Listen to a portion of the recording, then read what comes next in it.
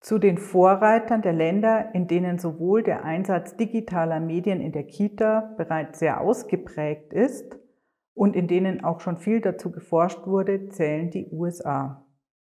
Deswegen haben wir von dort Dr. Kathy Hirsh-Pasek eingeladen. Sie ist seit 2016 Professorin an der Temple University in Philadelphia und Direktorin des dortigen Infant and Child Laboratory, und sie forscht unter anderem über den Einfluss digitaler Medien auf Lern- und Entwicklungsprozesse von Kindern und wurde hierfür bereits mit mehreren Auszeichnungen bedacht. Ihr aktuelles Buch Becoming Brilliant, was die Wissenschaft dazu sagt, wie man erfolgreich Kinder aufzieht, schaffte es auf eine der Bestsellerlisten der New York Times. In ihrem Vortrag zeigt sie im Hinblick auf Bildungsprozesse mit Kindern auf, unter welchen Bedingungen der Einsatz digitaler Medien in der Kita diese bereichern und unterstützen kann. I so wish we could have all been in Munich together. Today, I'm going to share with you a talk that I prepared called Screentime, the complex relationship between humans and their digital gadgets.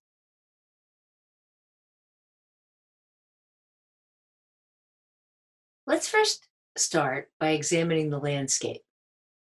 97% of 0 to 4-year-olds use mobile devices. 75% have a tablet, at least at their disposal. 90% started before age 1. And in 2019, we downloaded over 204 billion apps. As of 2018, the average of 1,434 new Apple iOS apps and 6,140 new Android apps were released each day. Apple offers over 200,000 so-called educational apps today, and Android has 280,000 that they reported at least by 2018. Most of these apps are targeted to preschoolers, and most of them are called educational, even if they have little or no educational value. And parents are using devices and apps in the presence of their children. And this is an issue that we often forget about. 73% used devices during family meals. 20% have fewer verbal interactions and conversations when they're on an app or on their cell phone.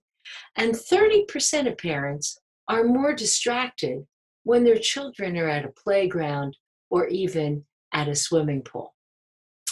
We're thus changing both what children are doing in their home environments and how they're interacting. This is an enormous natural experiment. So today, my talk will occur in 3 parts.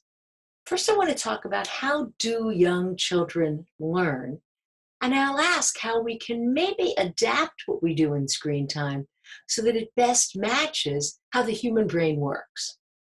Then I want to talk about the research that's out there on screens in young children, and finally end with something I consider particularly important, social interaction, and how important social interaction is, at least for young children, and whether maybe, just maybe, we can change the digital landscape a bit so that it prompts more digital interaction rather than pretending to be a partner for young children when there's no other social being around. So let's get started with how do young children learn. We actually know a lot about how human brains learn best. If I were to put it in short form of tweet, it would be something like they learn best when they're active, not passive, engaged, not distracted, when the information is meaningful to them, and when they are socially interactive. And there's a lot of research to support any of these claims. We can call that the 4 pillars of learning. But learning also occurs best when it's in a context of what we call guided exploration toward a learning goal, where the child takes the lead, But the person who does the design of that digital app has very clearly in mind what they hope the child will get out of it. So let's start with the 4 pillars. The first being children learn when they're active, not just passively watching. The evidence is huge. It was first laid forth by Mickey Chi in 2009, where she offered a review of what it would mean to be active in what she called minds-on learning. We also reviewed this in our 2015 paper that reviewed how to make the very best digital apps. Now, what that means is you don't want your app to just require a response that is tapping. That doesn't count as interactive. And swiping doesn't count as interactive. But minds on. As it turns out that what we call dialogical active reading, where we have conversations while we're reading a book, really helps kids get more out of the book. And it turns out that even when you're trying to learn how to tie a knot and you're a kid for your shoes, it doesn't really work when you want to tie those shoelaces and all you do is watch a video first. You actually have to do it. As I said, there's tons of research supporting this claim. So let me give you a tale of 2 apps. On the one, we had what was called Pitch Painter. I'm not endorsing Pitch Painter, just saying it's a pretty good example of an app where I actually had to do something to make a musical composition. As you can see here in Pitch Painter, I get to add instruments, I get to add rhythms, and it shows up on the screen as a wonderful program that then will play the composition that I made.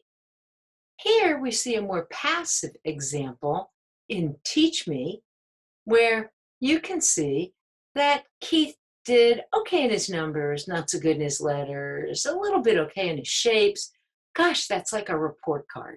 And what it does is it shows you 2 of these little football-looking things or barrel-looking things and says, can you find what number it is? How many are there? And then if you get it right, it claps in response. No. Passive, not active. Let's go to principle 2, engaged learning. The evidence here is also very strong. And I would say it's one of the biggest mistakes that we have all made in designing our digital apps. We often take the child off task. There we are reading a story to the child, and right in the middle, we stop and bring them to a new activity. There's lots of evidence here too. It turns out when background television is on, children's television play is disrupted. That even pop-up books and the pop-up features in books, well, it turns out they're not as good as just reading a book without having the pop-up features. And interactive hotspots can disrupt the parent-child dialogue about the content that you had in mind. Despite our greatest wishes and our oft incorrect self-image, humans are just not good multitaskers. Research says that only 2% of us, of course, everyone in this room, can do more than 2 things at once. Let's go to engaged learning in the case of books with a study that I did in ebooks many years ago when they were still called console books. Now looked even further into what happens with real ebooks, and the story is quite the same. And here's what it is. We examined learning in the last generation of ebooks here, where ebooks met T-books or traditional books.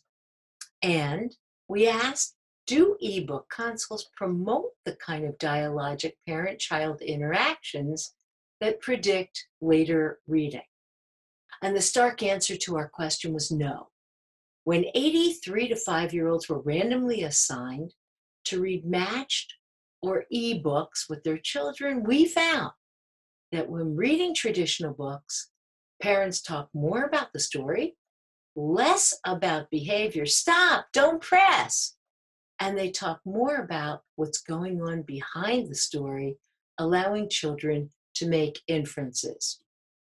The lessons learned, the children learn when they are engaged and stay on a task and when they're not distracted. But a lot of digital media is engaging while also being distracting. And I can show you no better example than this one, a book about Clifford. Somebody had let the air out of the tires of a car. The man asked if we could help him. Tim took a rubber tube out of the car. Clifford starts with C. Find 3 more things that start with the letter C. You should be pulling your hair out about now, because that takes kids off task and they learn virtually nothing. Let's go to meaningful learning. Meaningful learning is about making it connect to something that the child knows. New information is built upon existing knowledge. When children are given a causally rich information, they spend more time on the task because it makes sense to them. Learning about the function of the object supports their ability to categorize that object. Even doctors learn guidelines for prescriptions better if it's embedded in a narrative than if it comes boldly without being connected to anything that they know. The lessons learned: meaningful play with toys that demand spatial thinking, for example, like puzzles, shape sorters, tangrams, and blocks, can help children learn those all-important spatial information, language, and skills that will be so important to later STEM. Also helps us think about later math scores. Yet a tale of 2 more apps. The meaningful app, Shiny Party Shapes and Colors, used the shapes to make pictures, and the children had to find the triangle in the lion's face. Meaningless, things like toddler teasers, where all you had to do was touch the circle. You can see it's not very active, and it's very passive. Let's look at Shiny Party Shapes as a start. Is a triangle. A triangle has 3 sides. 1, 2, 3. Can you find all of the triangles in this picture?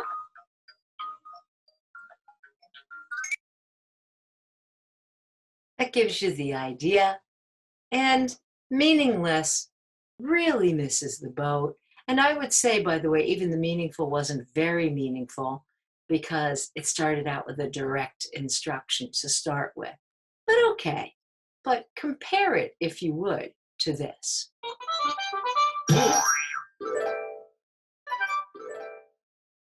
Hello.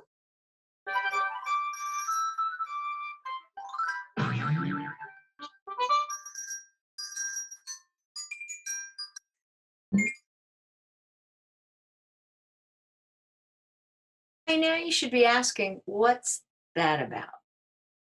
Socially interactive learning is the next key piece. The evidence: social interaction is optimal for learning, especially for 0 to 8-year-olds. Young children learn best from live people rather than from television or video. And many of us learned this firsthand during the COVID experience that we've been having around the world. Many classes went to Zoom. And for our youngest children, it's just not an effective way to learn. Co-viewing with television results in increased learning, and that's only when the adult is present. And parasocial relationships, as with Elmo, can help children learn early math and spatial skills. Lessons learned: social interaction that is contingent on the child's behavior is important for learning. And what might this say about apps? That apps that harness interactive play are going to be more powerful. Again, that's what I call prompts versus partners. The kids don't want digital friends. They want to interact with other beings around the power of our digital world. Summary so far: true educational apps are active, engaged, meaningful, and socially interactive with guided exploration toward learning goals. So now let's look at the research on screens and young children. The current state of the evidence. Well, on the one hand, a lot of people say it doesn't hurt. Royal College of Pediatricians in London examined 940 research abstracts, and the findings reveal that children 11 to 24 are spending 7.5 hours a day on screens, and there's no conclusive causal effect of harm. Again, they're a little older. Shapiro's new book, The New Childhood, urges balance. Digital devices are here to stay. How can we use them in the very best way? And Chip Donahue's Family Engagement in the Digital Age is a marvelous book that I recommend to everyone and suggests, again, the things we know about young children and how powerful the interactive digital platforms can be if we use them well. Of course, there are still those people who are standing up against it as if a frontline wall, saying maybe it's bad. Screen time at 24 months related to lower outcomes at 36 months on a whole developmental screening. But I think rather than looking only at the bad, we should ask how to nurture the strong. Our own work looks at digital versus traditional reading. Do children comprehend ebooks using audio narration? Do children have better comprehension of ebooks when parents read to them than they do when we only give audio narration? Notice here we're trying to harness what's good about the digital platforms and to leave behind what isn't working. The participants were 135 4 to 5-year-olds, and this work was done by Rebecca Dorr and by Brenna Hossinger-Das. First, they would read with the parent, then they would read another book with audio narration, and another group had reading without audio narration. They were to do a page-by-page retell, and they were asked comprehension questions at the end. An example: how did the beaver get better at saying I'm sorry? Did he read a book about it? Did he practice in the mirror?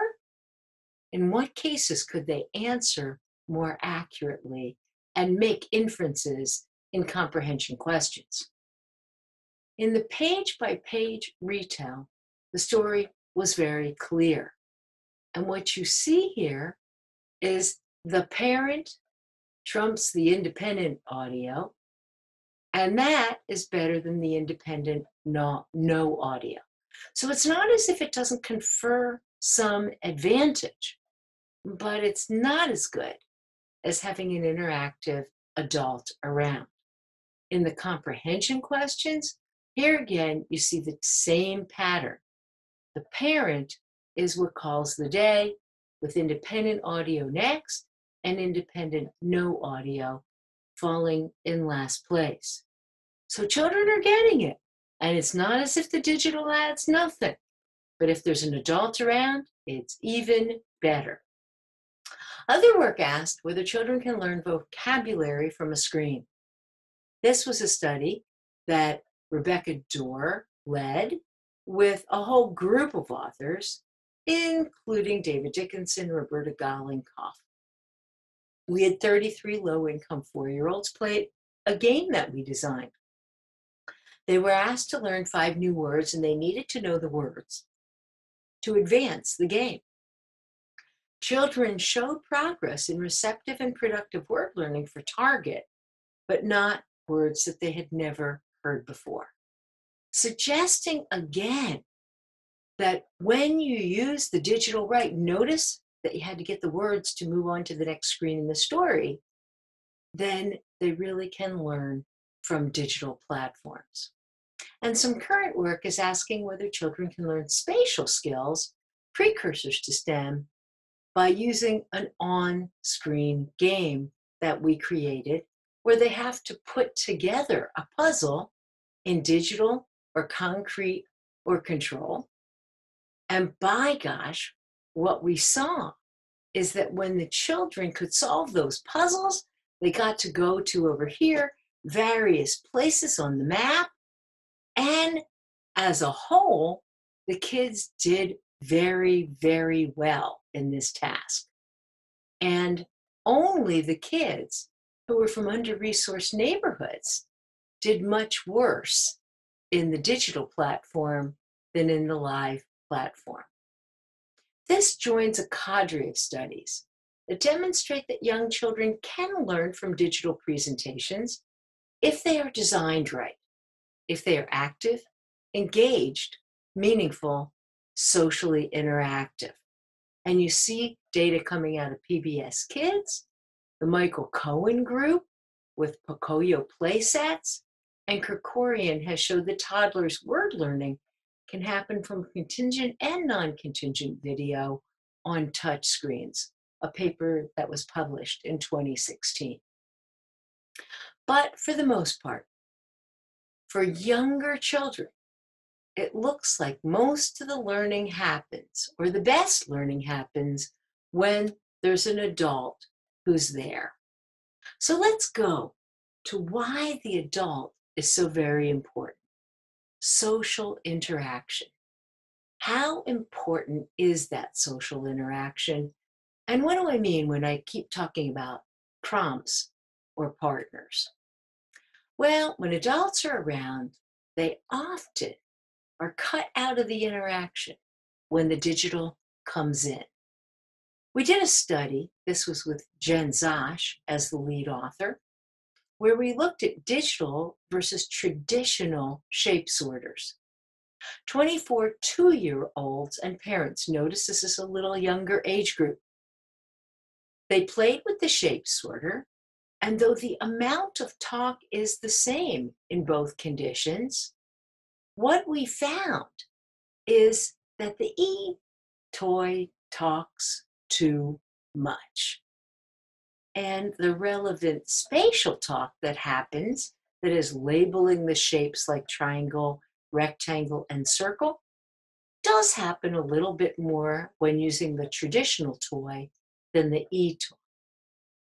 But amazingly, and maybe because of that, when we're in interaction and we can give targeted feedback to young children, it turns out that it's not routine, it's more conversational, and the children learn more. And what we are learning is that conversational back and forth may be the key to the social factor for children's language learning, spatial and math learning, and, believe it or not, their brain development. In a stunning study by Rachel Romero that came out in 2018, we found out that when you have that social interaction, you actually get different kinds of brain structure growth and brain speed growth, or the myelinization that takes information from one place to the other. So prompting social interaction could be very important. Screen time is not the opposite of social time, if and only if it is used to prompt those social interactions rather than to replace them. It's just not a substitute. Let's take the case of video chats to make my story more complete. It's a study done by Sarah Roseberry, pictured here, for word learning in 24 to 30-month-olds, using video chat training, live interaction training, and yoked video training, where they saw somebody else's video that was talking about the same thing. It was a paper published in 2014. The results?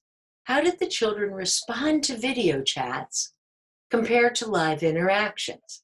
And here you see the answer. The video chat and the live interaction were indistinguishable. But the yoked video was responding right here at 50%, otherwise known as chance. The kids just didn't learn it. So that responsiveness seems to be very important. And we can contrast that with a study we did in which we looked at cell phone exchanges when the parent gets a call. And what happened using the very same words is there's a break in the interaction because the parents get a cell phone call and have to talk to us. This study was headed up by Jessa Reed and published in 2017. Each parent heard two words. In word one, they might get interrupted by a cell phone call and then come back to teaching word one so that the time on task is exactly the same. They then move to teaching word two that was uninterrupted. In other kids, they got to do number one word as uninterrupted and the second word as interrupted. What happened? Did the kids learn? And the best way to show you that is to show you an example of what happened in the interrupted condition. Look, I want to show you something. Look what I'm doing to this baby. I'm flicking this baby. What am I doing? What am I doing with this baby? You were? Hello? It's going great. I had a little bit of coffee, but... Enough said. When the parent is interrupted, as you can see here firmly in the results that Jessa got, kids respond to chance. But in the uninterrupted condition, they actually learn the word. So it suggests that when that contingent back and forth is preserved, kids are fine. And when it's not, then the learning is disrupted. One more example of the consequences of social disruption in book reading is that it loses that special bond. Shared book reading is very, very common. 91% of parents with children under 6 report reading aloud to their kids. And increasing the presence of mobile devices and tablets, well, more than 70% of parents sometimes or often give their kid an ebook to read, and that's reading it alone, by themselves, without the parent around. The audio narration should be enough, right? But you've already seen the data suggesting that it's not. Shared book reading may have emotional advantages over independent book reading. Maybe there's a bonding with the child. And maybe that's one of the most important goals for parent-child reading. And maybe there are emotional differences between reading traditional and ebooks. Interaction warmth was lower when mothers and children read an ebook, and higher and more positive when reading an ebook with the parent. Remember the data I showed you earlier.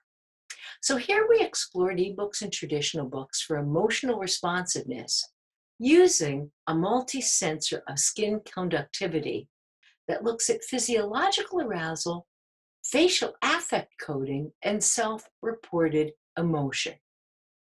This study was run out of Roberta Gollenkoff's lab, and what you can see here is that the emotional bonding is much greater when parents are reading a traditional book than parent reading an ebook. And here's the independent ebook. No emotional bonding at all. And here you see the same results. Book and no emotional bonding at all. But here, when the parent's involved, you do get an emotional bond. Taken together, I think these results demonstrate that screens can get in the way. Brandon McDaniel and Jenny Radetzky coined the term technoference. And we've been doing a number of studies in technoference in my lab right now, where we're also looking at whether young children are more disrupted and parents are more disrupted when parents are taking pictures all the time. Again, that's part of our digital landscape. So the question before us is how to build screen time that uses the principles of learning and preserves rather than disrupts learning and engagement. And I'd like to suggest that there's a way to do that by cross-cutting how we learn with what we learn. The how we learn, I've kind of already given you.